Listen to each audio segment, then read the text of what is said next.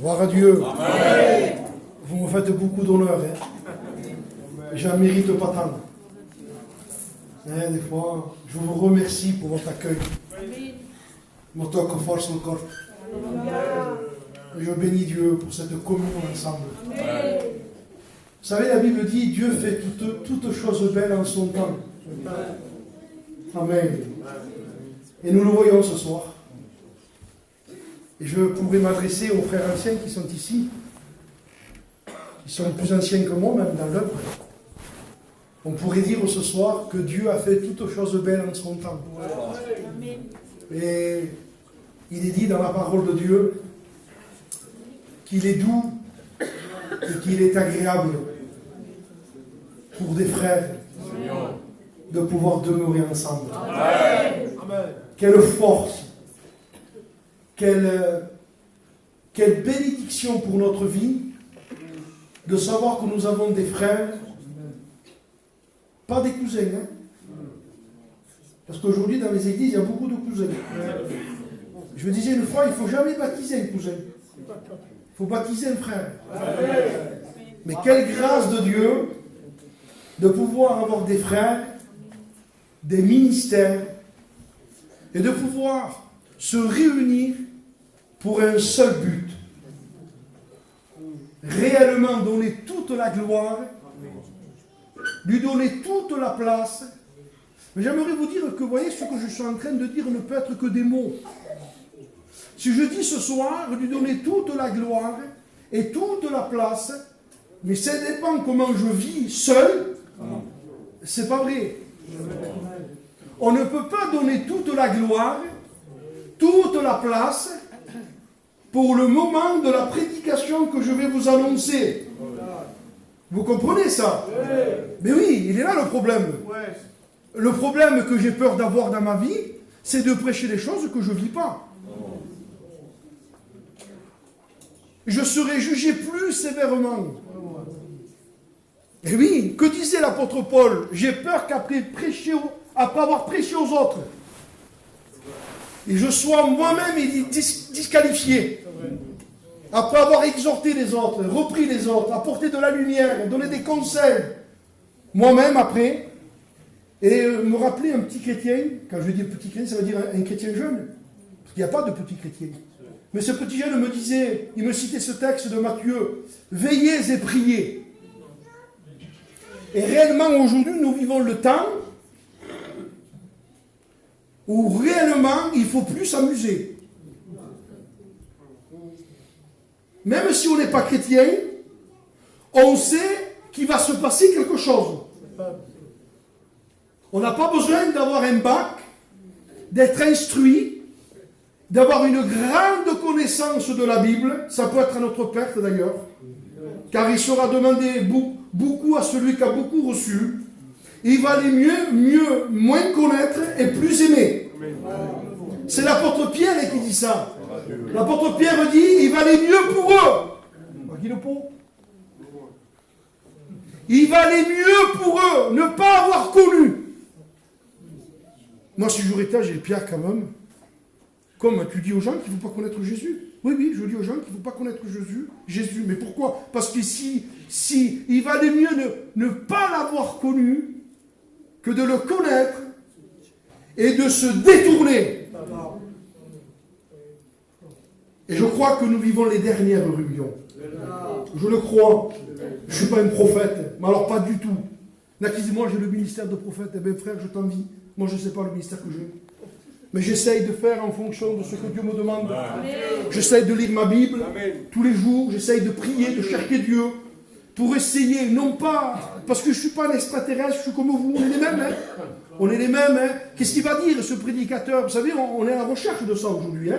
Alors je prêche la liberté ce soir. Hein, pour essayer de nous maintenir en éveil. Il y aura des paroles d'exhortation, il y aura des paroles d'évangélisation. Qu'importe, il y aura une réunion. Et le but qu'il y ait la réunion, c'est qu'on soit béni. Et que celui qui n'est pas sauvé se sauve. Sauve-toi vite. Il faut que tu te sauves. Et celui qui est baptisé chrétien jeunes, plus anciens, même prédicateurs, et que peut-être il y ait comme vous savez, un examen. Comme il est dit dans l'évangile de Luc, il rentra en lui-même. Vous savez qu'on a besoin parfois de ça dans notre vie. Des fois, on croit que rentrer en nous-mêmes, c'est que pour les inconvertis. Pas du tout. Des fois, on a besoin, même nous qui vous prêchons ce soir, des fois, on a besoin de rentrer en nous-mêmes, c'est-à-dire de faire un bilan.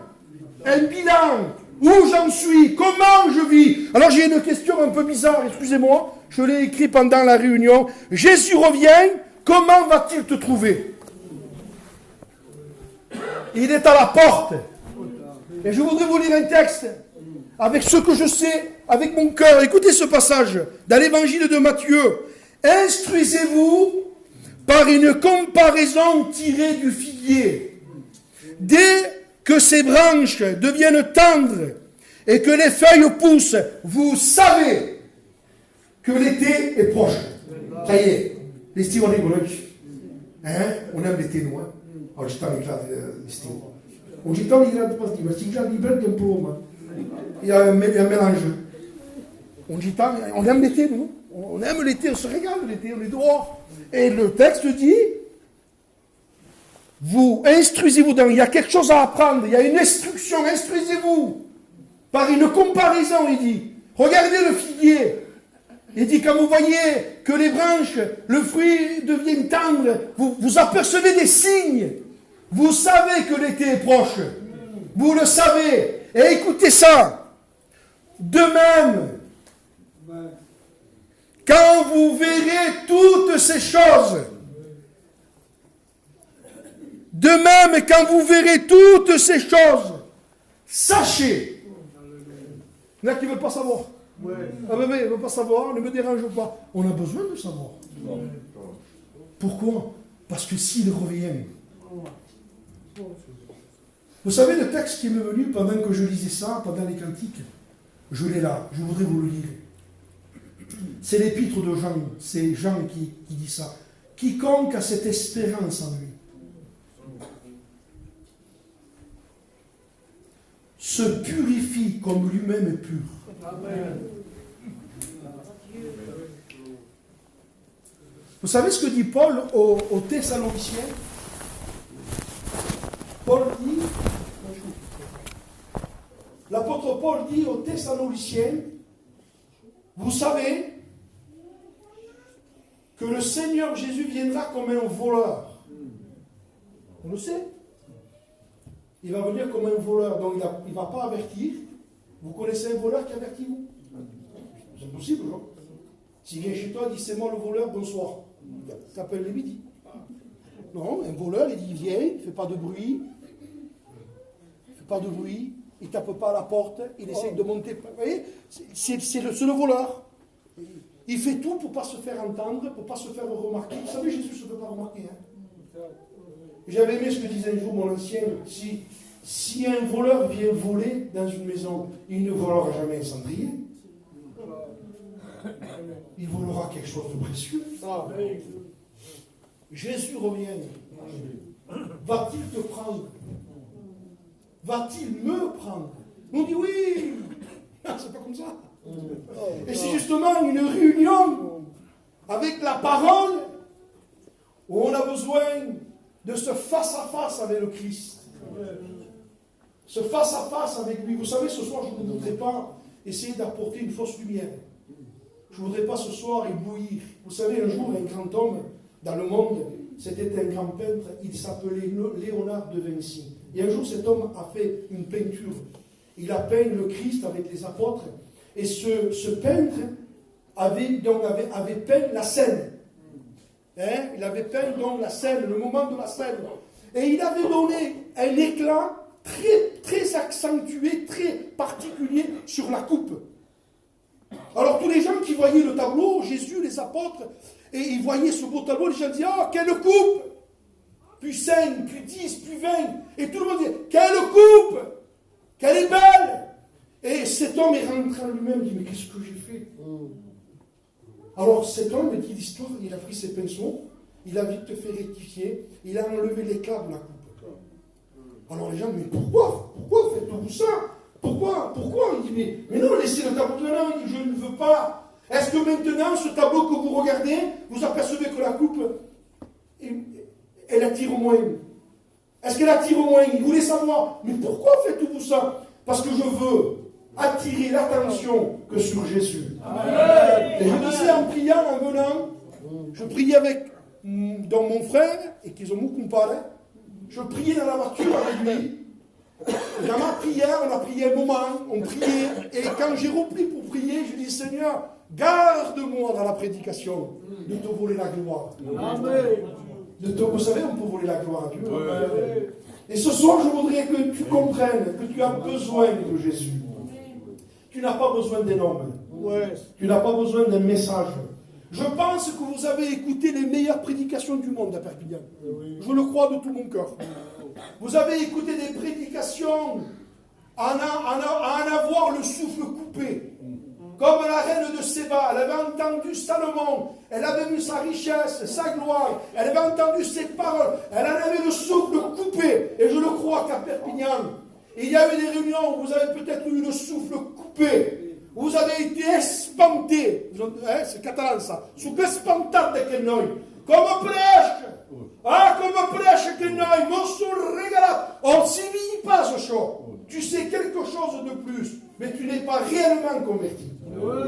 On peut savoir beaucoup de choses. On peut avoir une grande connaissance. Et c'est ce qu'un jour les apôtres ont fait. Je vous rappelle dernièrement en prêchant. Un jour les apôtres ont été vers Jésus. Jésus donc était mort, il était ressuscité. Il est resté 40 jours avec eux. Et venu le moment où il allait partir. Venu le moment où il n'allait pas partir. Alors ils étaient là et ils ont voulu poser une question à Jésus. C'est la question que tout le monde veut savoir. Dis-nous, Seigneur, quand c'est que tu vas rétablir le royaume? Quand c'est qu'il va y avoir ceci, il va y avoir cela? On veut savoir. Et qui ne veut pas savoir? C'est vrai ou pas? C'est important de savoir. Mais oui, faute de connaissances, mon peuple périt. Alors on veut savoir. On veut savoir les prophéties. On veut savoir les textes. Vous comprenez, on se dit, il faut que je sache, ma carte c'est pliée, on veut savoir. Et Jésus va arrêter cette question. Il dit, ce n'est pas à vous de savoir. Mais comment? On est les disciples.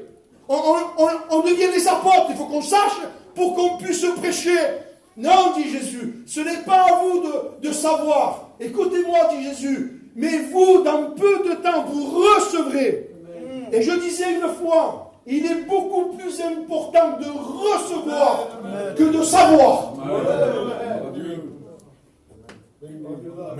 Il est plus important de recevoir que de savoir.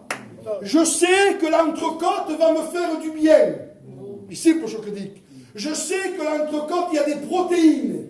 Je sais qu'il faut la faire saignant, normalement. Bon, nous, on ne comprend pas trop, tout cuit. Je ne comprends pas. Mais un connaisseur d'une enseignant, monsieur. Pourquoi? Parce que la viande saignante, ça me permet de ressentir le goût du bœuf. Alors, on peut savoir, on peut. Il faut la faire saignante, avec du gros sel, de guérane, du bon. On sait, l'entrecôte, il dit, viens d'où, monsieur? Il vient du Limousin, monsieur. C'est un bœuf de Limousin, la meilleure viande. Et l'autre à côté, il pose une question. Qu'est-ce que tu fais? Minji. Tu poses une question? C'est vrai. Et voilà un peu les gens. Les gens ont la démangeaison aujourd'hui. On veut savoir les choses. Et c'est Paul qui dit ça. Ils auront la démangeaison d'entendre des choses agréables. C'est vrai ou pas? C'est pas écrit. Ils auront la démangeaison d'entendre des choses agréables. Ils se donneront une foule de prédicateurs. Une foule de docteurs. On veut lui, après on veut l'autre. On veut ça, on veut ça. Et cependant, nous n'avons pas une vie de l'esprit. Alors ce soir, je voudrais vous dire que le Seigneur revient. Et comment vivons-nous? Et dans la Bible, il y a des exemples positifs et des exemples négatifs. Et dans les exemples négatifs, il y avait des gens comme nous, à part qu'ils n'avaient pas de voiture, qu'ils n'avaient pas de téléphone, il n'y avait pas d'avion, il n'y avait pas de télé, mais ils vivaient comme nous. Il fallait qu'ils s'habillent, il fallait qu'ils mangent, il fallait qu'ils aillent travailler, et ils avaient les mêmes soucis que nous. Ah mais non, on a plus de soucis, nous. Non, les mêmes soucis. Eux avaient leurs soucis à leur temps et nous avons les nôtres. Et les gens vivaient, et la Bible nous relate dans l'évangile de Luc. Et c'est comme ça. Et d'ailleurs, quand je vous lis ce texte, de même, quand vous verrez ces choses, sachez que le Fils de l'homme est proche à la porte.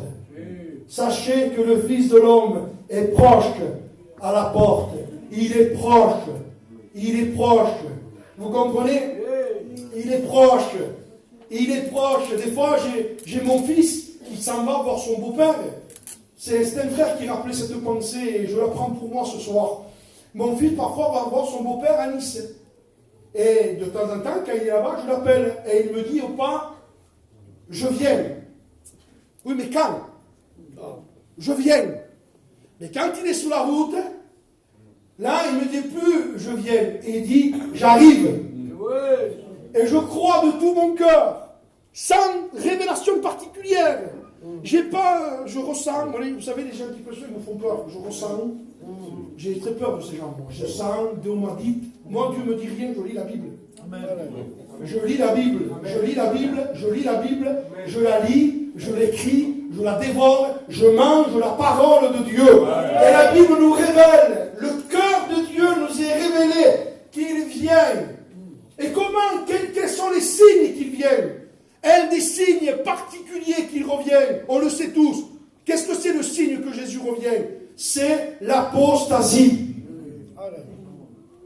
Voilà le signe de son retour. Jésus, quand il va revenir, quand il va enlever l'Église, ça sera l'apostasie. L'apostasie, qu'est-ce que c'est l'apostasie?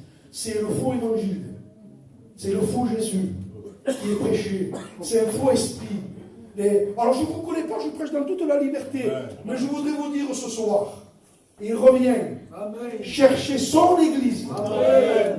Il revient chercher son épouse. Son épouse. Son épouse. Et j'ai eu le grand privilège, ça a été le mien, et certainement que les frères ont eu leur privilège aussi. Moussoun Kazat Unkop. Normal. Un pasteur se marie une fois.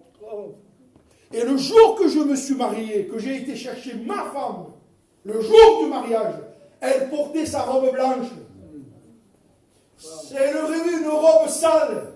Vous savez ce que j'aurais dit? Mais pas question. Je ne rentre pas dans la salle comme ça avec toi. Parce que j'ai honte. Vous comprenez? On ne veut pas, nous. Si nous avons un fils qu'on le marie, on ne veut pas que notre belle-fille ait une robe blanche toute attaquable. Oui ou non? On ne veut pas ça. Encore moins Jésus. Il ne veut pas que son église soit sale. Il ne veut pas que son peuple soit sale. Il veut une robe propre. Parce que Dieu est propre. Ah, que j'aime le dire ça. Dieu est propre. Amen. Je disais un jour en prêchant, Dieu aime l'eau. Il n'y en a qui n'aiment pas l'eau. Mais Dieu aime l'eau. Et c'est ce que me disait mon compère, là, il me disait que quand il lisait la Bible, il sentait cette eau. Et je dis oui, parce que la Bible dit, c'est Paul qui dit ça, je ne me rappelle plus Éphésiens, peu importe. Mais je sais que Paul dit, en la lavant par l'eau de la parole. Amen. Parce que la parole, c'est l'eau. Elle nettoie, elle lave. Oh, je suis un peu sale. Parole de Dieu, elle me lave. Elle me lave, elle me lave. Il y a qui disent, je me souviens de mais oui ou non? Eh bien oui, si on le fait pour le corps, encore plus pour notre esprit, encore plus pour notre âme, nous avons besoin de l'eau, de la parole de Dieu, de cette eau de vie. Où Jésus disait, quiconque boit de cette eau n'aura plus jamais soif. Amen, de cette eau limpide, cette eau qui apporte la propreté, cette eau qui apporte la vie. Ah, nous voulons l'eau de la parole. Amen. Il revient. Comment les gens vivaient? Et la Bible nous dit que les gens vivaient au temps de Noé. Comment ils vivaient les gens? Et le texte dit, les hommes mangeaient, buvaient, se mariaient leurs enfants. Et vous savez ce que dit l'évangile de Matthieu? Ils ne se doutèrent de rien. En catalan, diem, s'en pisa de rien. S'en pisa de rien. Oui, c'est vrai. Il y a encore de s'en pisa pas, vous voyez un peu ce style de personnes qui ne s'aperçoivent de rien, qui ne voit rien, et on a beau tout le capace, la beau passe, ça me dit vrai. Vous comprenez? Et voilà un peu comment est l'Église aujourd'hui. L'Église dans le monde. Il semblerait que l'Église universelle, elle ne voit plus rien.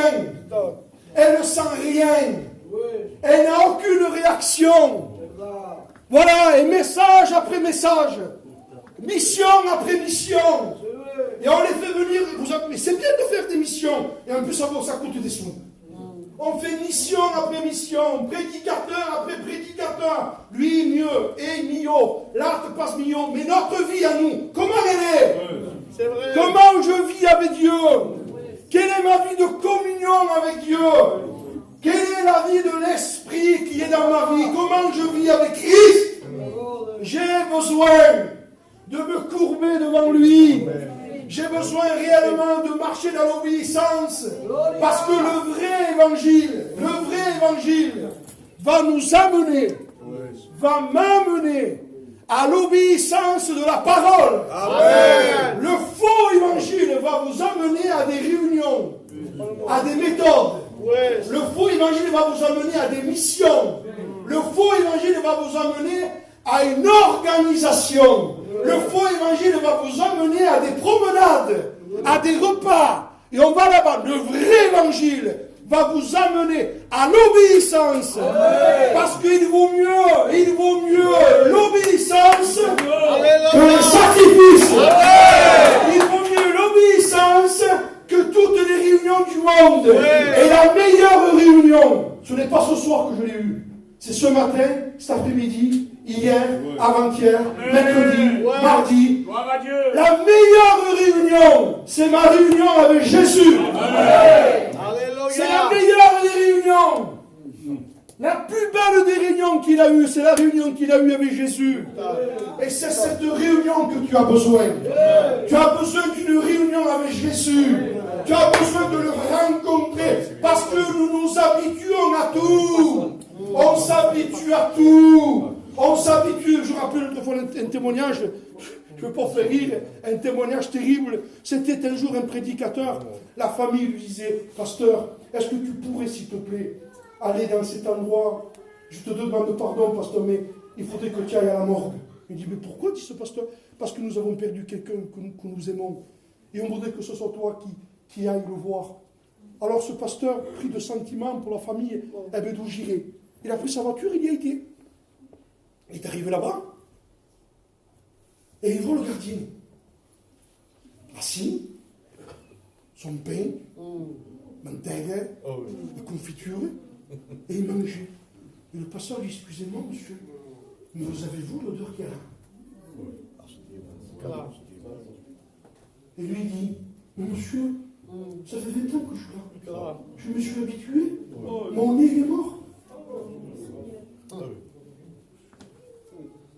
Vous avez vu qu'on s'habitue au péché? On s'habitue. Restez sans prier, vous allez vous habituer. Vous allez passer vos journées sans prier. Oui. Vous allez passer vos journées sans prier. Parce que la chair, elle s'habitue à ça. Parce que la chair, excusez, je vous prêche mon cœur. Hein. La chair, je dis une fois, la chair, elle sait tout faire. Elle sait faire le spirituel. Ça fait petite. Ça fait l'humble. Mais la chair, on ne peut pas lui faire confiance, frère. C'est impossible. Vous savez ce que dit la Bible dans le livre des Romains, chapitre 8, verset 2 ou 3. Vous savez ce qu'a fait Jésus? Dieu. Je vous le lis. Comme ça, vous ne direz pas. Écoutez ce texte, il m'a touché, hein, ce texte. Il m'a vraiment touché, ce texte. Regardez ce que dit l'apôtre Paul. Romains 8 et verset 3. Dieu a condamné le péché dans la chair. Dieu a condamné le péché. Et tu me couches chez ma mère, comme à téléphoner, l'église d'Orfouni, on le fautait. Il s'est levé étudiant, il montera l'année prochaine. Ils ont couché chez ma mère. Et tu sais que normalement, nous, on a enjolivé les choses. Normalement, mon nom à moi, c'est péché. Mais vous imaginez que je disais à Francky, péché, tu avais moi la réunion. Tu dis péché. Mais c'est le vrai nom qui nous convient à tous. Notre nom à nous, le vrai nom de la chair, c'est péché. Mais nous, on a enjolivé. Bola, Iswapu, Frankie. Ouais, Iswapu, Nino. C'est plus beau. Mais vous imaginez qu'on s'appelait comme ça? Péché? Non, quand même, je vous le dis, je vous invente rien. Dieu a condamné le péché dans la chair en envoyant, à cause du péché, Dieu a envoyé son Fils à cause du péché. Je le dis encore 2 fois. Dieu a envoyé son Fils à cause du péché. Dans nous, si on est baptisé, on ne peut plus vouloir le péché, c'est pas possible. C'est pas possible. Alors je comprends ce que dit Jean, mon copain Jean, 1 Jean 3,6, quiconque demeure en lui ne pratique pas le péché. Quiconque pratique le péché ne l'a pas vu et ne l'a pas connu. Quiconque pratique le péché ne l'a pas vu et ne l'a pas connu. C'est impossible.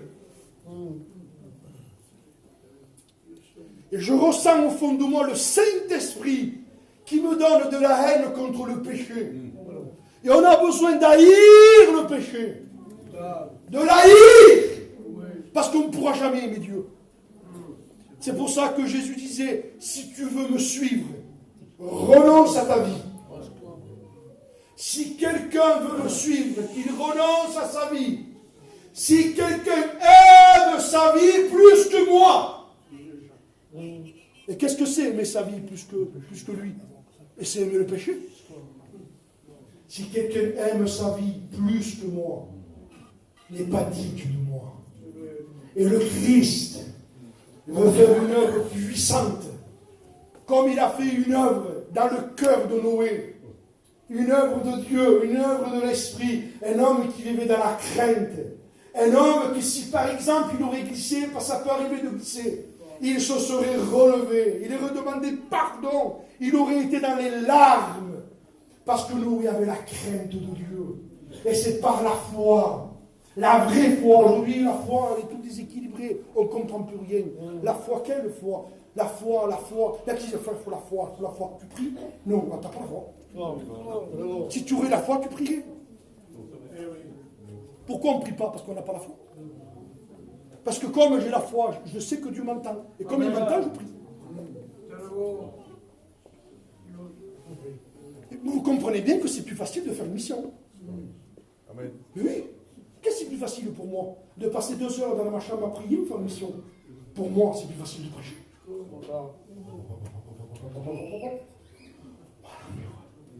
J'ai aimé ce que disait mon ancien pater il y a quelques jours. Il disait, cette parole, elle m'a touché par rapport à ce qu'on prêche. Et le Seigneur lui dit au fond de son cœur, tu vois peut-être ce que tu prêchais, je t'attends dehors. Je te le rends. Et prenez l'exemple de 2 hommes qui se disputent. Un exemple par la vie. Moi, dispute, il m'a compagno. E mi fa il ritenuto tutto a chi? Mi fa il tenuto. E lui dit, ti speri fuori, ma sono pure tutto.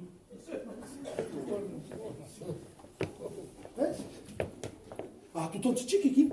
Cazzo, mi meraviglia. Che fai noi? Che spastur? Ma io se mi terrò, ma la fai per l'orecchia. Che fai? Mais je suis content que me retenu. Mais lui dehors. Satan dehors. Ça veut dire que le vrai évangile, il n'est pas là. Jésus dit, je t'attends dehors.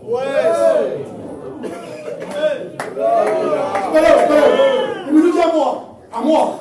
Bon, ouais, faz-la. Qui est Seigneur? Faz-la, ma precious. Les textes. Faz-la, me dire, ouais, t'espères fora. T'esperi Tosco a tua casa. Mi spostiamo da parlare. Sta a Tarascon, arriva la mare d'Ori. Speriamo là. Perché? Voi sappiamo, même si sbetta ciò che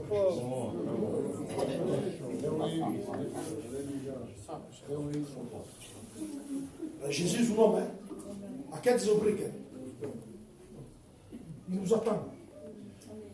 Parce que frère, il revient. Et que dit la Bible? D'avoir la honte. J'ai envie de pleurer.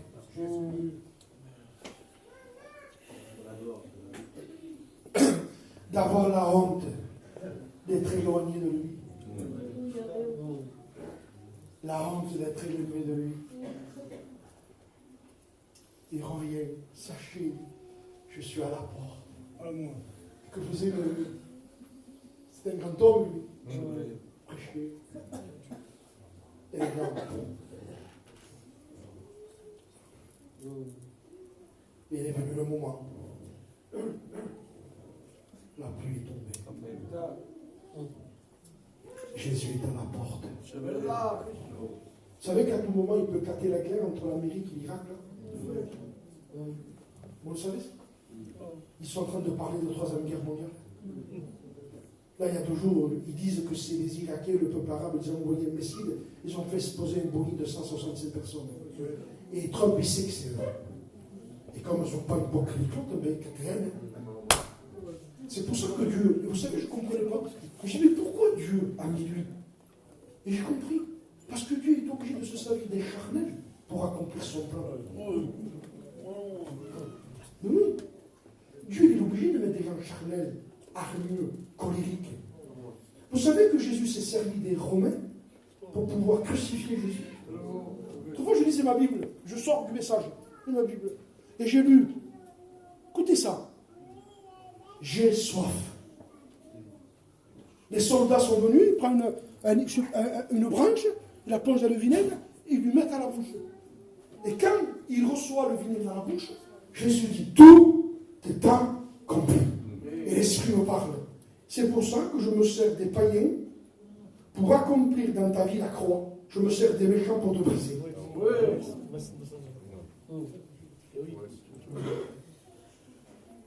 Un exemple, je n'ai pas de patience, mais je ne le sais pas. Le païen, oh, que païen. Oui, que fait? Non, parce que c'était déjà là. Mais Dieu a permis que ça sorte. Bon, bah, Seigneur qui me laisse de tout. Je suis capable de dire cause sur paille. Mais on ne va pas le dire, ça là. On ne va pas dire une paille au four rouge qu'on s'est disputé avec lui. Ah, quelle femme.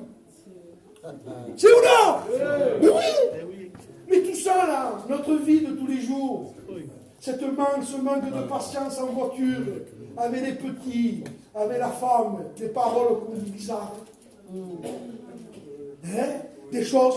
Je dis, Seigneur, mais c'est parce que Dieu est en train de dévoiler ce qu'il y a dans notre cœur. Mais Dieu dit, tu ne savais pas ce qu'il y avait dans ton cœur. Moi, je le savais. Toi, tu ne le savais pas. Et j'ai permis des circonstances. J'ai permis aux soldats, regardez Jésus, les soldats, le vinaigre, pas un mot. Les coups de poing, pas un mot. Que dit la Bible? L'agneau. Mais lui aussi, il veut qu'on soit un agneau. C'est beau l'agneau ou pas? L'agneau, c'est l'humilité, l'amour. On ne pas chuter. L'agneau de Dieu qui ôte le péché. Vous savez que Jésus nous appelle à devenir un agneau. Il revient. Mais je ne peux pas partir comme ça. Je voudrais vous lire un texte qui m'a touché. Je voudrais vous lire 1 Roi 17. J'étais en train de lire et de prier hier. Et le Saint-Esprit m'a donné une parole de Dieu. Et je voudrais vous la donner. Je vous lis que ça parce que je sais que vous connaissez l'histoire. Écoutez ça. 1 Roi 18, verset 38. Écoutez ce texte. Et le feu de l'Éternel tomba. C'est ce qu'on fait ce soir. Si je prêche, il n'y a pas le feu, on retourne chez toi. Ça veut dire qu'on veut des réunions où il y a l'onction. On veut le mot de l'esprit, on veut le mot de Dieu. Parce que c'est l'onction qui guérit les cœurs. C'est la présence de Dieu qui nous guérit. Ce n'est pas le message, c'est l'onction du message qui guérit. Et le texte dit, et le feu de Dieu tomba. Et il consuma l'holocauste. Je comprends. L'holocauste, c'était un agneau ou un bélier. D'accord? Normal. Donc, le feu, vous mettez un animal, fa una brasa, fi calme, et elle est cuite. Je comprends que le feu peut consumer l'Holocauste. Le bois, je comprends aussi. Fi comme meunier. Non, je fais mon phoque, arrive au champ. Tu mets du bois, tu allumes le feu est plus fort que le bois. Le feu est plus fort que l'Holocauste. Les pierres aussi. Le feu est plus fort que le bois, que l'Holocauste, que les pierres et que la terre. Mais là, il y a quelque chose que je ne comprends pas. Et il absorba l'eau. Qui est plus fort, le feu ou l'eau? Qui me répond là? L'ail, hein? Ah. Oui, mais pas avec Dieu. Et l'esprit me dit, tu vois l'eau, c'est ta chair. C'est le monde. C'est la chair, c'est ta propre chair. Vous mettez du feu, vous mettez de l'eau, c'est l'eau qui gagne le feu. Mais la Bible dit que quand le feu de Dieu est tombé, il a absorbé l'eau qui était dans le fossé. Et l'esprit me disait, je vous le dis ce soir, pour pouvoir être un vainqueur, il faut que le feu de l'esprit soit sur nous. Amen. Tu ne pourras jamais, vous savez, ça fait 2 ou 3 jours que je prie pour ici. Et vous savez ce que l'esprit me disait dans la prière, je priais, je n'attendais pas des voix, mais au fond de moi, je sentais que ça sommeillait. L'esprit me disait, dis-leur, parce que Dieu me le dit à moi. Il vient le temps où il faut gagner notre chair. Tous les problèmes qu'on a, c'est la chair. Tous les problèmes. Tous les problèmes, je vous le prouve. Vous me permettez encore un peu? Je ne sais pas quand j'ai prêché. Quelle heure que j'ai prêché?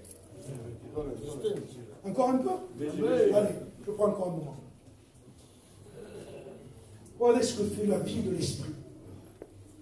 Et ce que fait aussi la vie de la chair. Un jour, Dieu envoie des hommes de Dieu à Jéricho. Vous connaissez ça? Jéricho, le jugement de Dieu. Le jugement de Dieu tombe sur Jéricho parce que Jéricho a rejeté Israël. Le jugement de Dieu tombe. Et quand le jugement de Dieu tombe, Jéricho, les murailles sont détruites. Josué, homme de Dieu, va annoncer une parole de l'Esprit. Il dit, quiconque rebâtira Jéricho, quiconque rebâtira Jéricho, il sera maudit. Maudit quiconque bâtit Jéricho. Maudit quiconque bâtit Jéricho.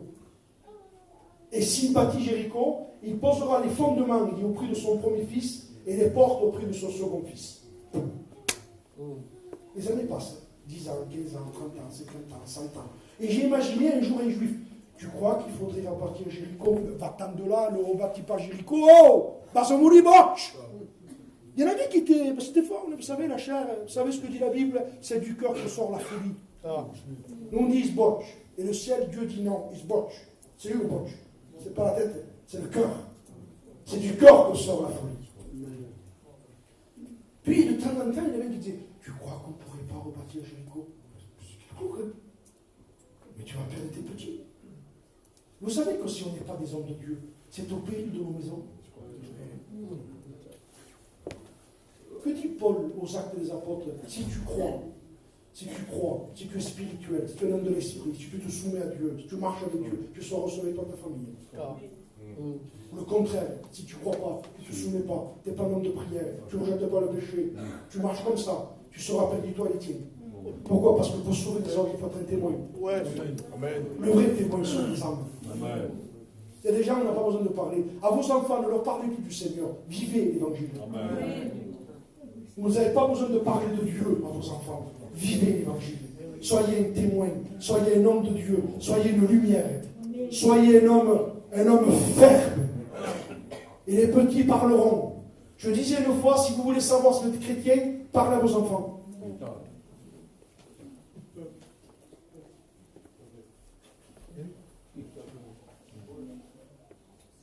Vos enfants et votre femme. Il n'y a que ma femme et mes enfants qui savent si je suis un homme de Dieu ou pas. Vous ne le savez pas. Moi, je peux vous mettre plein la vie dans la prédication. Mais vous ne savez pas comment je vis. Ben oui. Jésus revient. comment tu vis, comment tu parles, comment tu agis, qu'est-ce que tu regardes.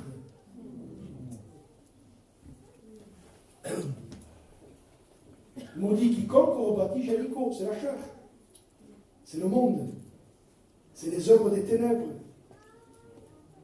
Puis, 500 ans passent, c'est beaucoup 500 ans, 5 siècles. Il est dit qu'Akab était un impie, ne craignait pas Dieu, se livrant au péché. Il s'est marié avec Jézabel, il avait des faux prophètes. Et alors il a été une honte de l'évangile, une honte de Dieu. Il a laissé rentrer le mal. Mais il avait l'Éternel sur les lèvres. Il avait le nom de Dieu sur les lèvres. Il dit, ce peuple m'honore des lèvres, mais leur cœur était éloigné de moi. Puis, vous le lirez, 1 Roi 16, verset 34. De son temps. Ça veut dire, je vais vous expliquer, quand l'apostasie, elle monte, et qu'il y a du mal, il va y avoir quelqu'un que par rapport à son cœur charnel, va aller encore plus loin que les autres. De son temps, Hiel de Bethel rebâtit Jéricho. Il rebâtit Jéricho. Qu'est-ce qui se passe? Et moi, c'est ça qui me choque. Quand il commence à poser les fondements, d'un coup, son fils aîné, il meurt. Qu'est-ce que vous auriez fait, vous? Je bâtis Jéricho, je mets les fondements. C'était un promoteur, avec plein de maçons, un homme riche, puissant. Il bâtit Jéricho, il pose les fondements. Ça veut dire qu'il vit dans la chair. Tu sais comment tu vis, la façon que tu vis. Ta vie de la chair que tu vas être détruit. Parce que le salaire du péché, la paye de la façon qu'on vit, la paye, tu as le droit de vivre comme tu veux. Hein? Ici, on te prêche l'évangile. Il y a tout l'amour de Dieu pour toi. Et je sens des paroles pour ceux qui ne connaissent pas Jésus maintenant. Il y a des paroles, écoute-moi ce soir, Dieu t'a tellement aimé qu'il a donné son Fils. Il faut que tu te sauves. Tu es en train de tout détruire. Ta propre vie, ton foyer, tes enfants. Les gens n'ont même plus confiance en toi. Parce que tu dis des choses que tu ne fais pas. Pourquoi? Parce que tu es un pécheur. Tu vis dans la chair. Tu ne veux pas te repentir. Mais ce soir, si tu laisses les armes, si tu t'abandonnes, si tu dis Seigneur, je me repens, je me donne à toi, je te le promets, que comme le feu de Dieu est tombé, et normalement le feu ne peut pas gagner l'eau, mais parce que Dieu est tout puissant, il a absorbé l'eau, le Saint-Esprit va te donner un cœur nouveau, une vie nouvelle. Nous avons besoin. Il est à la porte. Il revient. Il y a qui disent Dieu, tu te trompes. Il a pris Noé, sa femme, ses 3 fils et ses 3 belles-filles. Aux autres, il ne les a pas pris. La porte s'est fermée. Et nous vivons le temps. La porte va se fermer. Et il y a eu 2000 ans, plus de 2000 ans d'évangélisation. 2000 ans d'évangélisation sur la croix. Mais le temps arrive où la dispensation de la grâce va se fermer.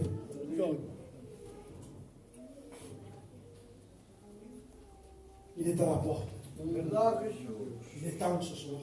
Que le feu de Dieu m'alimente. J'ai besoin du feu. Amen.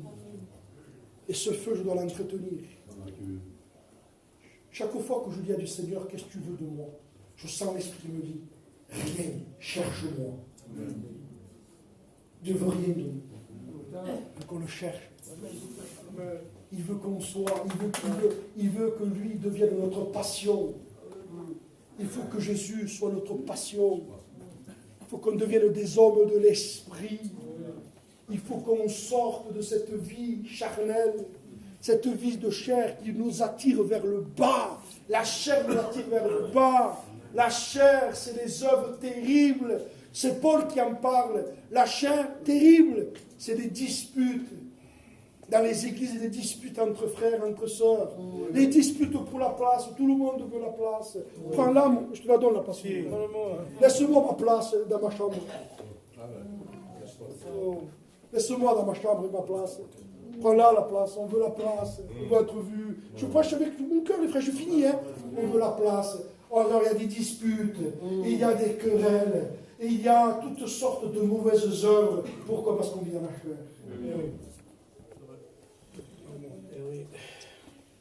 Et vous croyez que Jésus va revenir, on le prendre?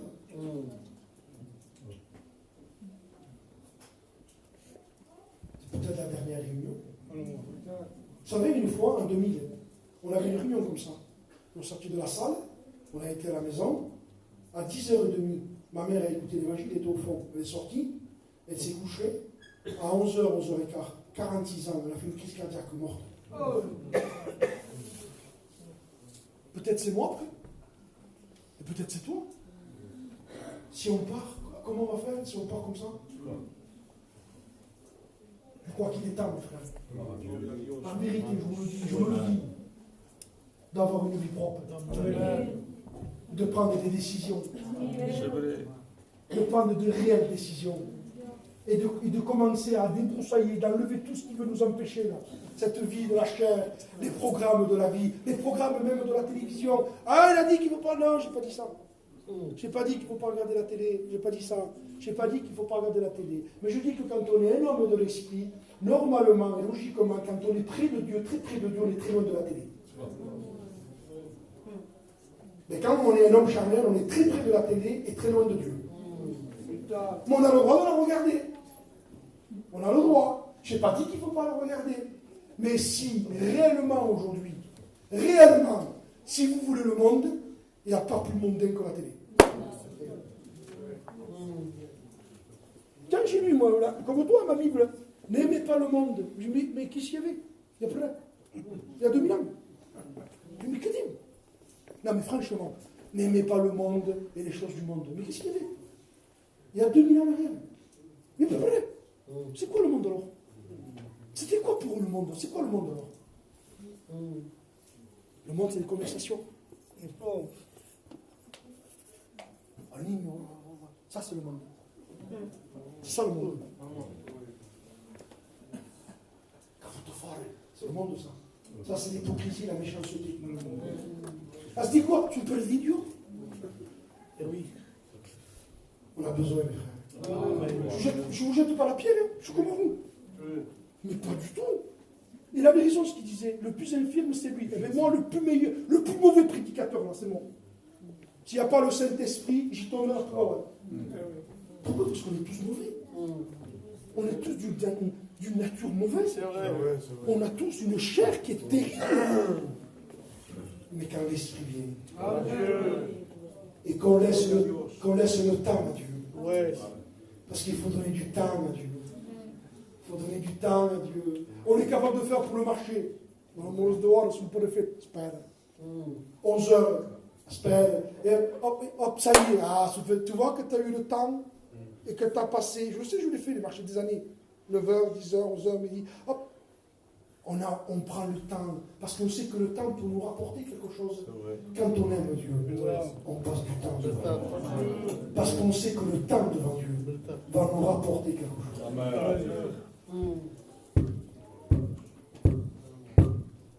J'ai aimé une parole de mon ancien, je vous l'ai dit. Excusez-moi de citer son nom, mais c'était mon père spirituel et je l'aimais de tout mon cœur. C'était une parole de mon ancien Manico. Il disait, ne me dis pas que tu es chrétien, dis-moi si tu es saint. Amen.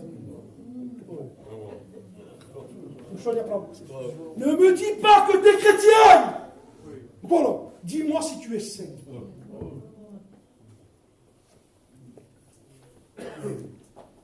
Il revient, mes frères. Je finis. Je ne sais pas pourquoi il me vient ça. Une fois, je regardais le film, j'étais à la salle. Je dis, Seigneur. Et le Seigneur, dans mon cœur, il y a des chrétiens thermomètres et des chrétiens thermostats. Vous savez ce que fait un thermomètre? Il nous dit que la température de la salle mais n'est pas capable de rien. Il ne vous dira que le mal et le froid. Par contre, un chrétien thermostat, la clim thermostat, elle calcule qu'il fait froid. Elle dit qu'il fait froid. Mais elle a une puissance. C'est qu'elle va envoyer la chaleur pour faire remonter le degré. Dieu nous aide. Et des fois dans notre vie, on sent le froid qui descend. Seigneur, bénis-moi. Que je puisse appuyer sur le bouton de la foi. Et que le thermostat s'enclenche. Amen. Et que l'onction de Dieu m'envahisse. Vous me permettez de citer ce dernier texte. Vous qui aimez l'Éternel, haïssez le mal. Amen. On ne peut pas aimer Dieu sans haïr le mal. C'est le signe. Vous qui aimez Dieu, haïssez le mal. Ah Seigneur, que ta grâce nous inonde. Et j'ai confiance en Dieu. Lorsque le feu de l'Éternel tombe, il absorbe l'eau. Ah Seigneur, fais-le. Je priais, après-midi, je marchais. Je disais, Seigneur, absorbe. Ce matin, je marchais chez moi. Je disais, absorbe. Je marchais parce que j'ai une route de campagne, moi. Je marchais, je priais à haute voix. Et ce tel, Seigneur, absorbe dans mon cœur les ténèbres, la méchanceté. Absorbe l'orgueil, qui est un démon puissant. Absorbe, Seigneur, que le feu vienne. Et quand le feu vient, mes frères, quand le feu vient, on peut faire semblant qu'on a le feu. Et il dit, ne mettez pas le feu. Mais j'ai le feu. Et il dit, non, ne mettez pas le feu. Le feu, ce n'est pas les hommes qui l'ont. C'est Dieu qui l'a. Amen. Que le feu descende. Amen. Jésus avait le feu. Amen. Qu'est-ce qu'il faisait, Jésus? Si ça aurait été moi, Jésus, je n'aurais pas prié moi. Regarde pas l'espace. Je suis le Fils de Dieu. Oui, moi je le prie. Oui, mais il était le Fils de l'homme. C'est pour ça qu'il avait dit qu'il a été tenté en toutes choses, sans commettre de péché. Il savait que sa chair pouvait le faire pécher. Alors qu'est-ce qu'il faisait? Le Fils de Dieu, c'était qui? Pendant qu'il faisait l'obscurité, il se leva et il pria.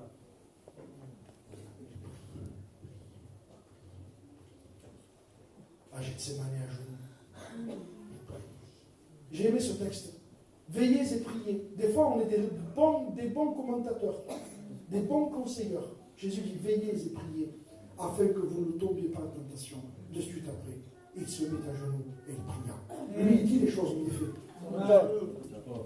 Nous, des fois, on presse des choses, on les fait pas. Oui, c'est vrai. Lui, il le dit, mais il le fait. Amen. Et c'est à lui qu'il faut ressembler. Amen. Je veux ressembler à Jésus. Amen. Je veux être comme Jésus. Amen. Je veux sa douceur, son humilité, son amour, sa franchise, sa vérité, son honnêteté. Je veux te ressembler, Seigneur. Eh bien, mon fils, cherche-moi. Le dernier verset. Cherchez-moi et vous vivrez. Amen. Vous voulez vivre? Amen. Cherche-moi et tu vivras. Amen. Cherche-moi. Je vous raconte un dernier témoignage? Amen. C'est le dernier. Un jour, il y avait une petite fille, une petite onaille. Et elle parle, elle était dans un bureau. Et elle venait, et picable. Et elle parle, elle dit d'ailleurs, oui, ma fille, qui a? Papa, tu n'aurais pas un stylo? Tiens, mon amour, tiens, ma fille, il est là le stylo. 10 minutes après, revenir. Qui a encore? Papa, tu se passes une fouille? Tiens, papa, t'es caffolé. Oui, c'est comme ça. Qui a encore? Papa, je peux rentrer? Pour une claque? Pour qui, ma fille? Juste passer le moto, pas. Juste pour clamer toi, pas. Mais à un moment donné dans notre vie, Seigneur, t'as pas un stylo? T'es mon fils. T'as pas une feuille? T'es mon fils. T'as pas ça? T'es mon fils. T'as pas ça? T'es mon fils. Et quoi? Non, Seigneur, juste à travers toi un peu. Amen. C'est ça. Amen. Avec toi, Seigneur. Amen. Ne me donne rien, je veux être avec toi. Ne me donne rien, je veux être avec toi. Une fois, je dis à Dieu, ne me bénis pas, je veux toi. Eh oui. Je vous promets que c'est vrai. Ne me bénis pas, Seigneur, je veux toi. Un jour, je travaillais. On dit pas qu'il était un peu malade. Mais alors, rien. Je suis parti de la case, je n'avais pas su pour venir. Ils me comprennent pas. Écoutez, où je suis. Et travaillais avec le poker de 2010, je ne sais pas pour quel, 2 m'avait béni. Et on a ça. Et il m'attrape, il m'a 50 000 euros. Mais on va faire ça, je suis allé. Je peux peut-être. Je peux peut-être. Seigneur, si je verrais que ça, me gaffe le mon corps, trop lourd, hein. Boutou, hein. Même pas, hein. C'est-à-dire, si tu verrais que mon cœur serait pris, lève-le. Moi, c'est toi que je veux. Et Dieu, je vais t'exaucer. De toi, lever. Oui, mais qu'est-ce que c'est qui est mieux? Qu'il m'enlève ça ou que lui me soit levé? Il vaut mieux lui. Amen. Que Dieu soit loué. Gloire à Dieu. Nous voulons parler de grâce, Dieu. Je te remercie pour ta bonne parole. Pour ta parole, la vérité, Seigneur. La parole est celle qui m'apprend. La parole est celle qui me conseille. Merci pour ton serviteur, Seigneur. Oh Seigneur, que cette parole reste comme une enchaînement. Oui, Seigneur. Ton cœur est sauve, délivre et guérit du péché. Nous te disons merci, Sauveur, dans le nom de Jésus. Amen. Voilà, s'il vous plaît, on reste assis. La réunion n'est pas finie. Hein. On reste là, reste assis. Hein. Voilà.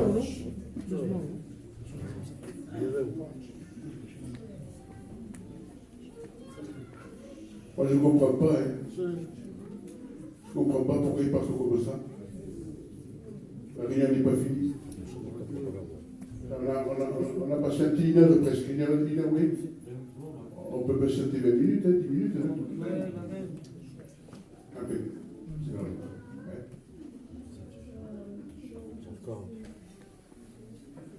Le frère Rollès, écoutez bien, le frère Rollès, et je le sais de tout mon cœur, il a prêché ce soir comme Dieu, lui, l'a voulu. Amen. Pas comme lui l'a voulu. Comme Dieu a voulu. Amen. Et ce soir, pendant un moment donné, je le regardais et je voyais qu'il était là et qu'il était poussé par l'esprit. Il y avait des mots qui sortaient et c'était poussé par l'esprit. Et tout ce qu'il disait, je voyais l'église qui était là. Qui recevait la parole de Dieu dans les cœurs. Et je disais, Seigneur, à combien tu sais parler dans les cœurs? À combien tu es bon, Seigneur? Parce que Dieu connaît toutes choses, les frères et sœurs. Oui, Dieu connaît toutes choses. Dieu connaît ta situation. Dieu connaît ton problème.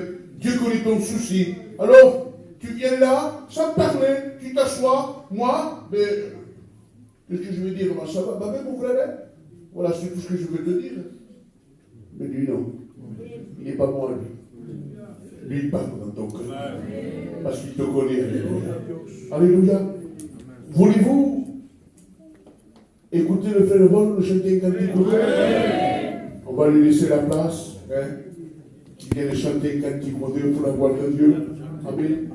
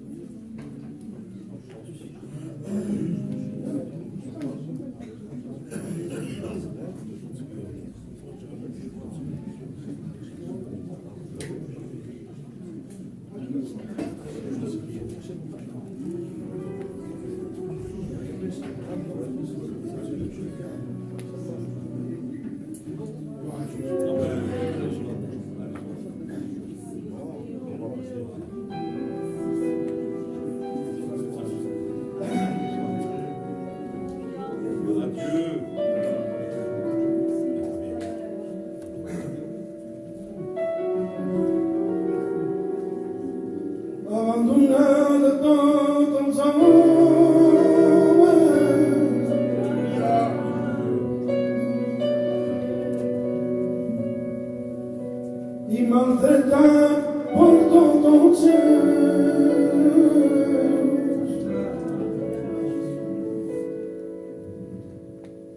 Li va dir a son pare perquè m'estàs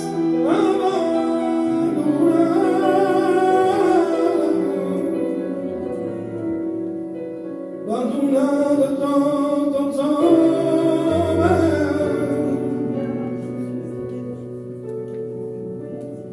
i maltraitat per tot el cel.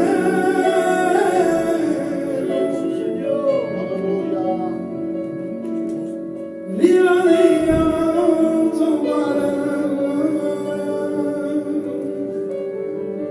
perquè m'estàs abandonat.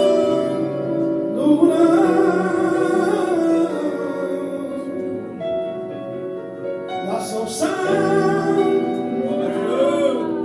que deixava al teu costat has passat. Les seves mans eren clavades per tu, germà. La seu sang que deixava al teu costat has passat. Les seves mans eren clavades per tu, germà. I Déu li va dir, Mari, Mari, Mari, vés i digues. I Déu li va dir, Mari, Mari, Mari, vés i digues.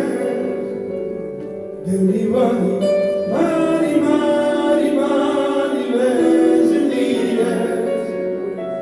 Estic ressuscitat. I Déu li va dir, Mari, Mari, Mari, vés i digues. I Déu li va dir, Mari, Mari, Mari, vés i digues. Déu li va dir, Mari, Mari, Mari, vés i digues que estic ressuscitat.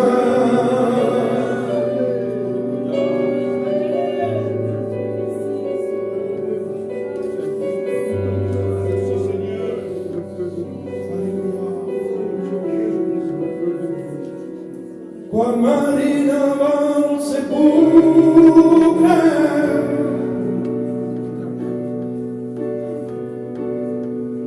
la pedra estava girada, les escritures una compliren. I el tercer dia ressuscitava.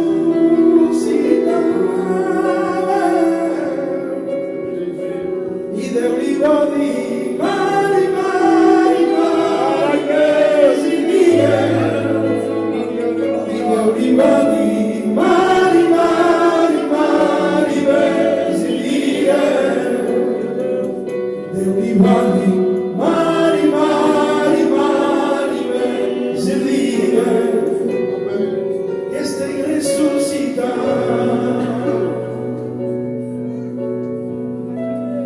És el nostre Pare, és el nostre amic, és el que em treu les penes i que em fa viure feliç. Ai, quin Déu molt gran, no ens ho coneixem, i va morir a la creu pensant en tu i mi. No te deixes sol, al teu costat està. Cada vegada que tu ploris, la teva llarga l'enxugarà.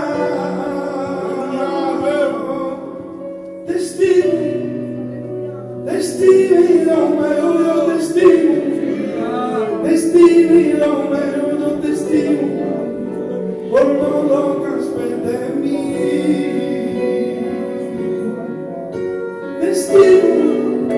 Destini lo meno destini, destini lo meno destini, portano che aspettami.